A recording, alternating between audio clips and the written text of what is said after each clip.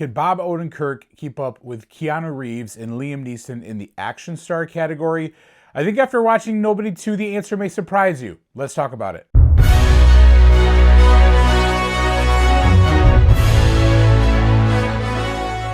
Hey everybody, my name is Troy. Today we're going to review Nobody 2, the follow-up to Nobody that came out in 2021 that really put the world on notice from Bob Odenkirk that, hey, he can act in these action movies as well.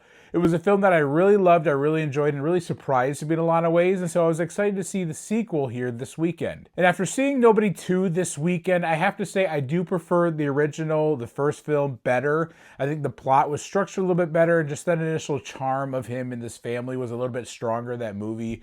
But this is a lot of fun. Nobody 2 is a lot of fun, and it's definitely worth seeing in theaters because there is a lot to like in the movie overall. And let's be honest, in these type of movies, you don't go for the plot. You don't go for a story to move you. You go for the action, the bone-crushing action, and the film delivers on that in a lot of ways, with the sequences being right on par there with the first film, in my opinion. So first, what I really loved, and number one, it's gotta be Bob Odenkirk. Again, like I said, I think this film really cements him in this franchise as somebody who can hang with the greats. Again, the first film really caught us by surprise, and a lot of us loved it for that.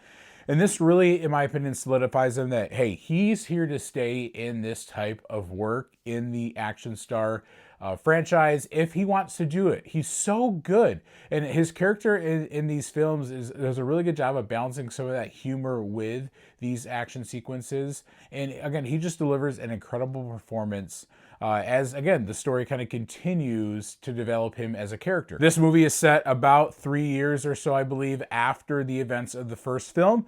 He's working a lot trying to pay off a debt that he owes to the Russian mob, and it's starting to take a strain on his family as he is gone every single night. And his wife's becoming upset, his kids are becoming distant, and then he realizes that and decides, let's go on a vacation. And so they go on a vacation to the only spot that he grew up going to vacation, which is in Plumberville. And when he's there, he realizes that, again, he just cannot escape this life as he gets tangled up with the wrong people, and again, a lot ensues there. He's fighting the police department, who is entangled with a mobster called Ladina, who runs a lot of drugs and other illegal activities through this small city. And really, he gets tangled up because towards the beginning of the movie, his son, the sheriff's son, gets a fight with Bob Odenkirk's son, and then the security guard gets involved, and then we see Bob Odenkirk go full Bob Odenkirk as Hutch, and a lot of crazy action happens in that sequence. It was fun seeing Bob Odenkirk balance out this kind of new character development with Hutch, trying to actually find a work-life balance, and so it was cool to see that layer with the character, and I think he did a really good job in delivering a good performance with it. The action and choreography is something I really enjoyed from this movie. I saw Bob Odenkirk's panel at San Diego Comic-Con here earlier in July,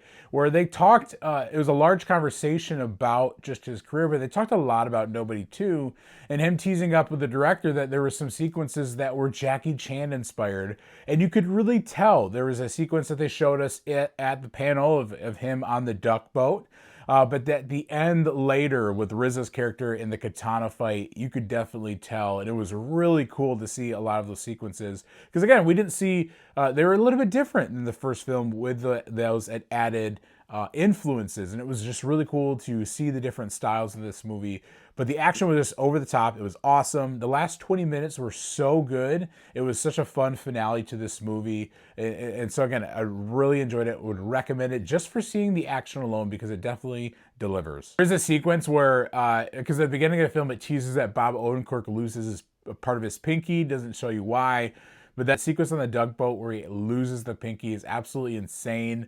It's crazy. And the katana fight is honestly my favorite. Seeing RZA slice through my man was absolutely incredible. It was such a fun action movie. I actually really like the supporting characters in this movie as well. I really enjoyed how they gave Connie Nielsen an elevated role as Hutch's wife in this movie. Again, the first movie kind of focused a lot on Hutch and what he's capable of, and kind of the family learning out about this life a little bit of what he's been doing.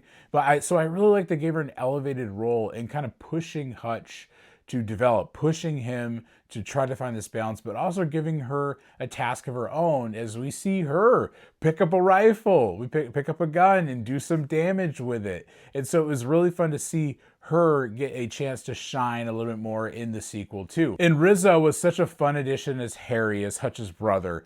Again, just a fun sequence at the end there. And we see him, I wish he was in the movie more, honestly. I wish he was in the movie more. We get to sequence him talking to Hutch's adult over the phone, and then he shows up towards the end.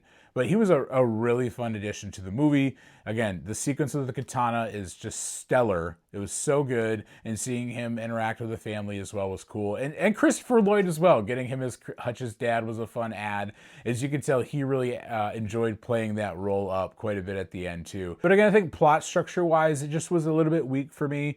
90 minutes, it was the same length as the first film, but I think the first film just did a really good job of drawing you in to this average, run-of-the-mill dad, suburban dad who has this secret life as this kind of hitman of sorts, of this behind the scenes of taking people out. And so this film here, we got that, but again, I think it just could have been structured a little bit differently and to improve, just kind of adding a little bit more of that charm that we liked from the first film. Because I think there's parts, it's crazy to say this, but in this 90-minute film where it dragged a little bit. And so I think when you have a film this tight, that it's got to be go, go, go. And so I think there's times when it dragged a little bit, specifically at the beginning of the movie, and some parts in the middle as well, when the cut back and forth as Hutch and the family get separated. And so again, I wish they would have structured a little bit differently, maybe even made it a little bit longer. I think after the success of the first film, it was worthy of being maybe 10, 15 minutes longer. But I get in this franchise that a lot of them are these tight 90 minutes or so. And so, but again, just that was kind of a big negative for me. And then at the end of this movie, there isn't any sort of resolution to the overarching problem that Hutch is running into as to why he needs to go on vacation, because he owes millions and millions of dollars in debt.